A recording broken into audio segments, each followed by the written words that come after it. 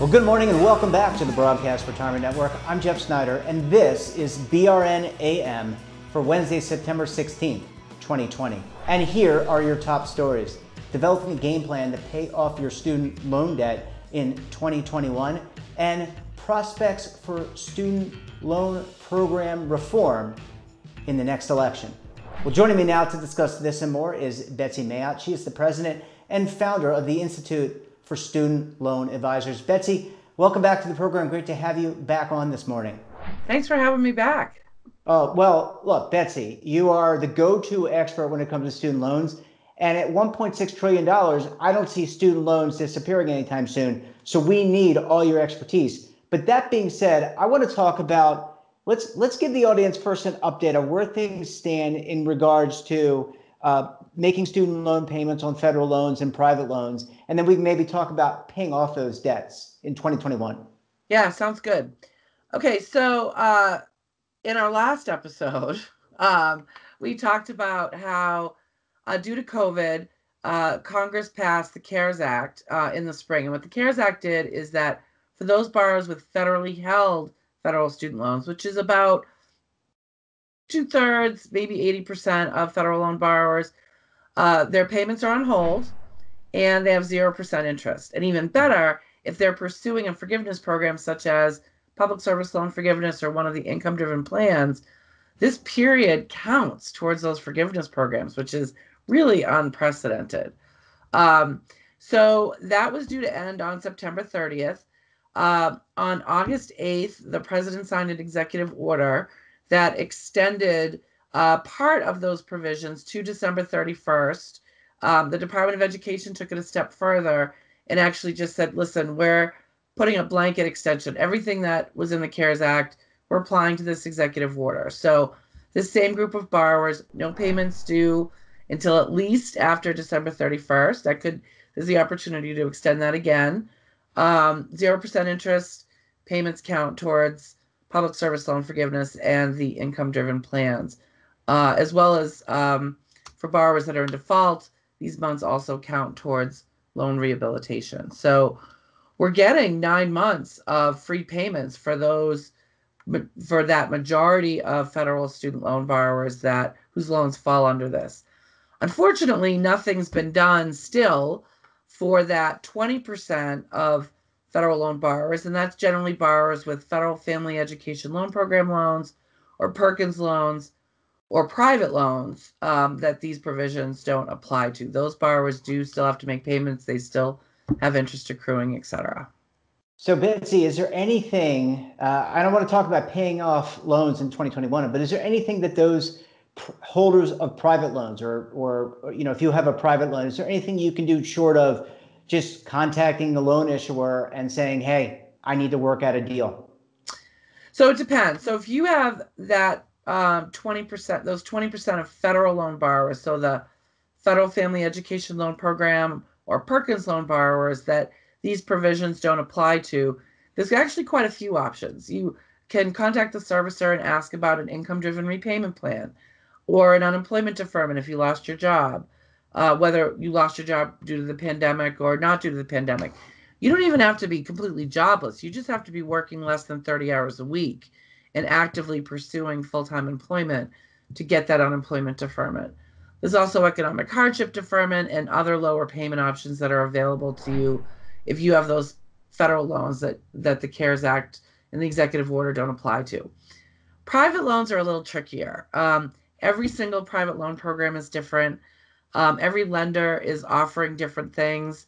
They're not as transparent as to what they're offering, but generally if you give them a call, they'll let you know what might be available. I've seen some lenders that have offered interest-only payments for a period of time under private loans, or maybe even postpone payments. Sometimes they charge a fee for that. I haven't seen any of them do 0% interest, but the private lenders are being a little more generous with the assistance they're offering their struggling borrowers. And so kids are back to school, Betsy. That's in a lot of states. for the moment, right? And people are doing things virtually. There's a hybrid approach. I mean, it varies depending on the institution. And I know there's a lot of, I've been reading things about students, engaging in social activities that maybe they need to refrain from, et cetera. But let's play this out. And we get to 2021. We're going to get to 2021 regardless. But let's talk about what steps you should take to pay off that student loan debt. You graduated, you're trying to get that money off your books. What are some of the takeaways, things that you should be thinking about as a recent graduate or someone who's going to be graduating from a higher ed institution? So listen, if you have loans that are getting this 0% interest rate right now, you should absolutely be taking advantage of it. Assuming that you already have a good emergency fund in place and any other like high interest debt you might have, like credit card debt or so on, is taken care of. Every dollar that you pay towards your loans right now is essentially free money. So I would be trying to throw as much as you can at those loans, well, even if you're still in school.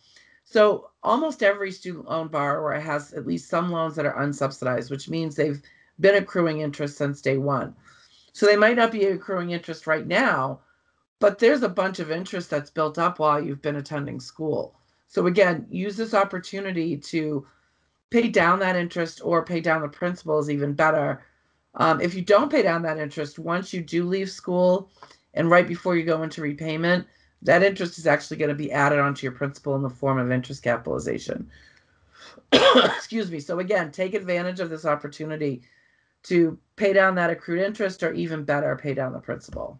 Yeah, I mean, this is really a unique opportunity, especially for those federal loan holders or people who have federal loans. They're getting an interest-free for a loan basically for 9 months. They could really do a lot to pay down what they owe, and therefore going forward, then the loan gets paid off quicker, and then they can allocate money towards the emergency savings that you're talking about. Or if they're in a employer that offers a 401k or a 403b or a governmental 457, they can put money there as well. Absolutely. And listen, I don't want people to get discouraged if they don't have $5,000 to throw at their loans during this period. Even $20 a month can make a big difference in the long term. So send what you can when you can send it, is my advice. Yeah, absolutely. All right, Betsy, we're going to go to a quick break. When we come back, we've got a presidential election this year, and on the docket are some student loan reforms. We'll talk to Betsy about what we can expect going into a new presidential term. You're going to want to stay tuned right here on BRN AM.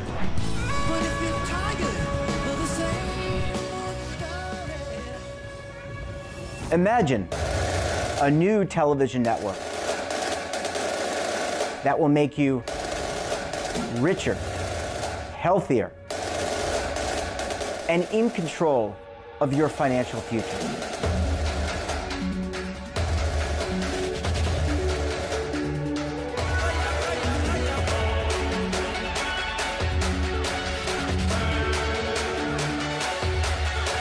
This network is for the policewoman in Nashville, Tennessee, the baker in Dubuque, Iowa, the teacher in Lexington, Kentucky.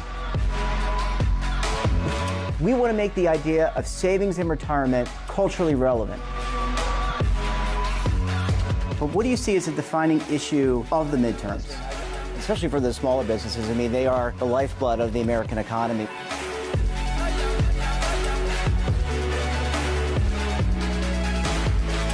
Featuring exclusive interviews, current affairs, and docuseries. 33 years old, you retired early. The philosophy is money only matters if it helps you live a life that you love. But you got to start thinking about retirement as soon as you get in. The Broadcast Retirement Network will drive very high engagement with premium partnerships. So this isn't retirement and savings for your parents or grandparents. This is for all Americans. And we're going to change the way you think about money.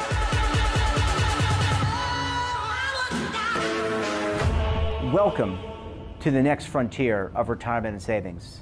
This is BRN, the Broadcast Retirement Network. The windows on our homes, they protect us and the ones we love, but they do much more. At Renewal by Andersen, making your home more comfortable is at the center of every window we make. It's why we custom build our windows in America and install them in as little as 1 day. It's why we build our frames with exclusive Fibrex composite material that's 2 times stronger than vinyl. It's why our glass helps keep your home warmer in winter, cooler in summer, and quieter all year long. It's why we stand behind every window with a 20-year limited warranty. Why not help lower your energy costs while giving your home and family the best? Call 1-800-835-6525 to schedule a free in-home consultation. Buy one, get one at 40% off with this special offer. Plus, get special financing with no money down, no monthly payments, and no interest for 1 full year. Renewal by Andersen, the better way to a better window. Call 1-800-835-6525 now.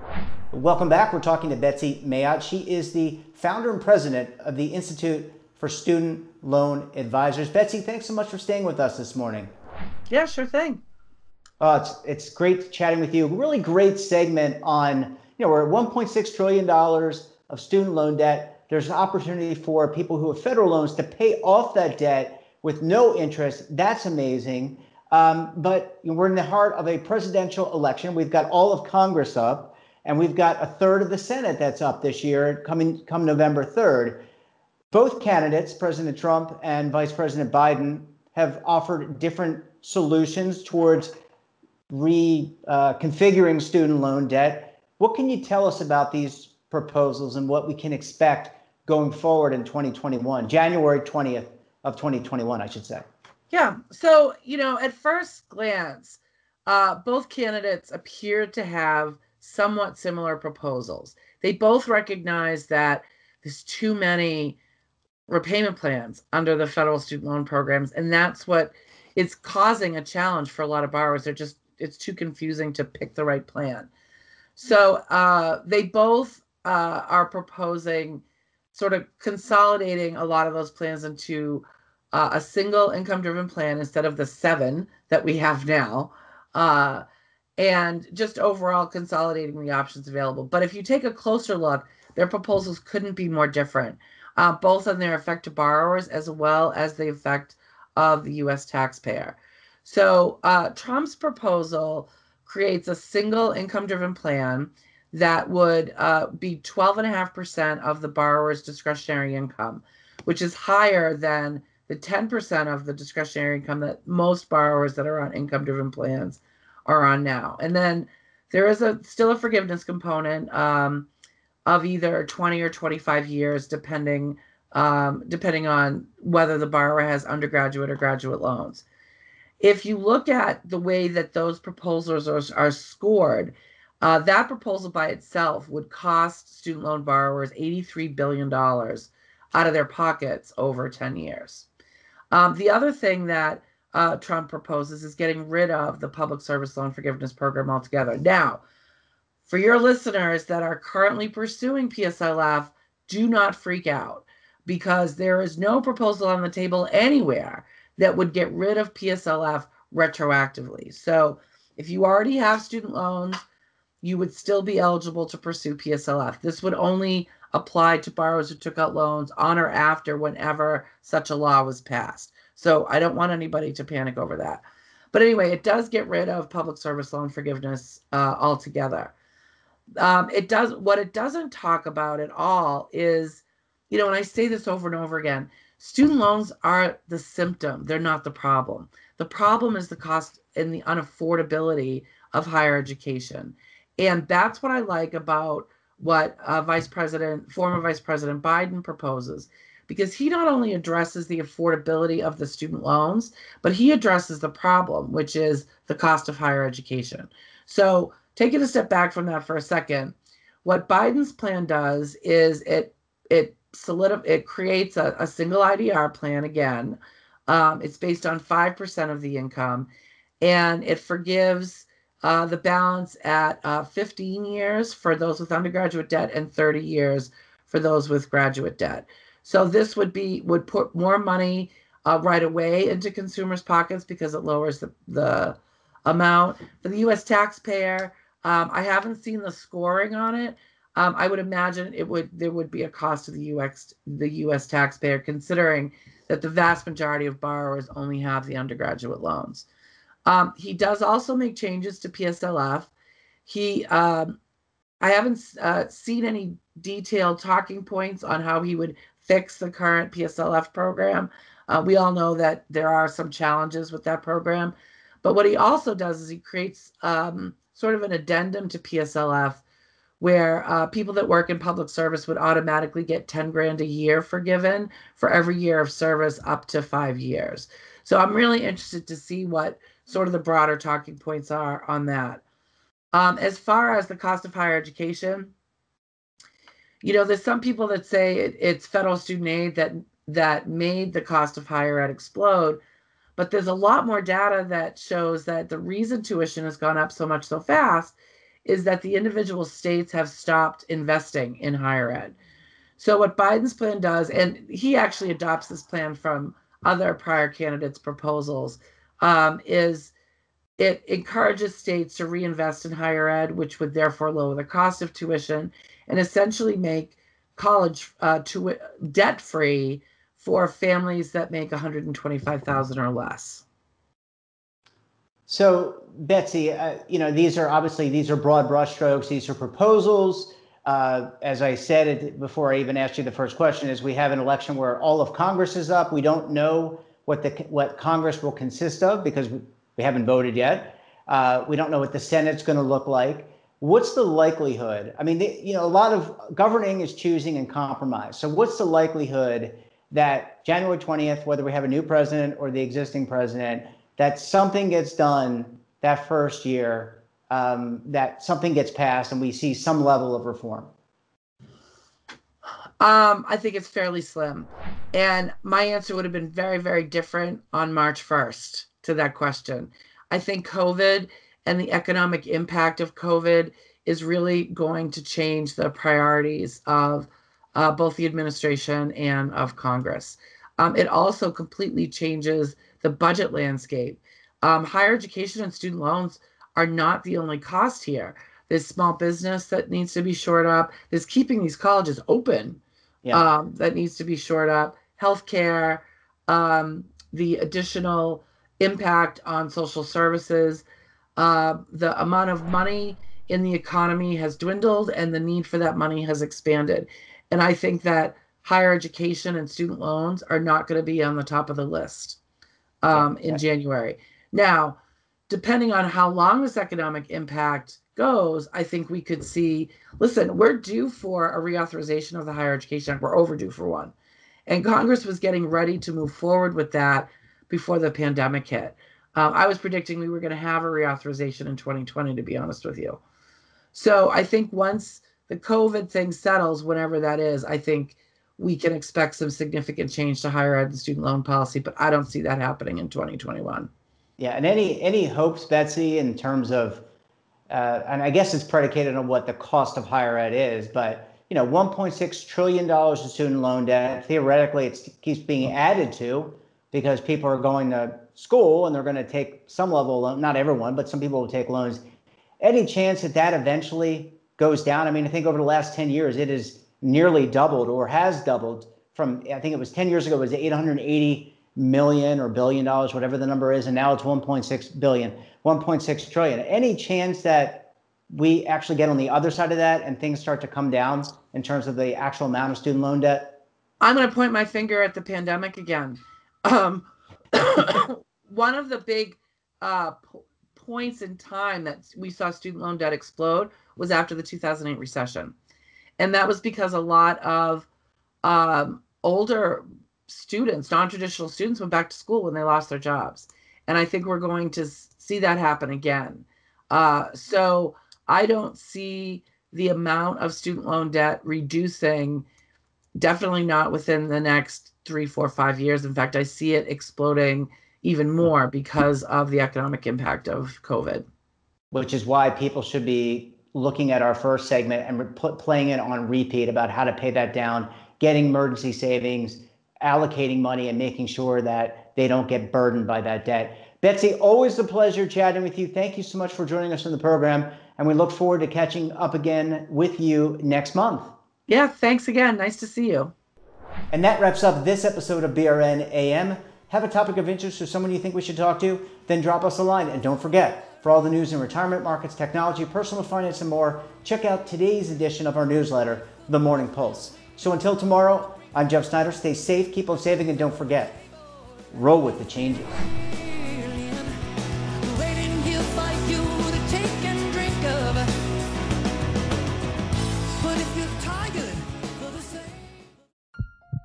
Are you being audited and do you owe the IRS $10,000 or more in back taxes?